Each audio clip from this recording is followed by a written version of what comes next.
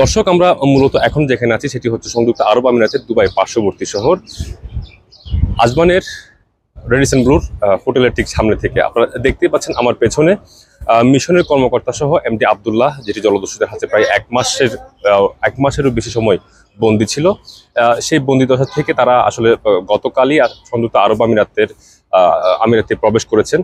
তো আজকে এখনো পর্যন্ত কিন্তু আমরা তথ্য পাইনি, অর্থাৎ এখনো পর্যন্ত শেষ যে তথ্য আছে সেটি হচ্ছে তারা এখনো পর্যন্ত এখানে পৌঁছায়নি, কিন্তু অনেকটাই তারা পার্শ্ববর্তী রয়েছেন, যেটিতে অল্প কিছুক্ষণের মধ্যে তারা পৌঁছাবে। এখান থেকে আপনারা দেখতে পাচ্ছেন মিশন কর্মকর্তা সহ যারা আছেন কর্তৃপক্ষ অর্থাৎ মালিক পক্ষ, তারা কিন্তু অলরেডি প্রস্তুতি নিচ্ছে। এখান থেকে বের হওয়ার জন্য তারা প্রস্তুতি নিচ্ছে। আপনারা দেখতেই পাচ্ছেন অল্প কিছুক্ষণের মধ্যে তারা হয়তো বা বন্দরে প্রবেশ করবে। তারা জানিয়েছেন যদিও বা দুইজন নাবিক এখান থেকে বাংলাদেশে আকাশপথে যাওয়ার পরিকল্পনা আছে, কিন্তু সেই মতামতেরও হয়তো বা পরিবর্তন হতে পারে।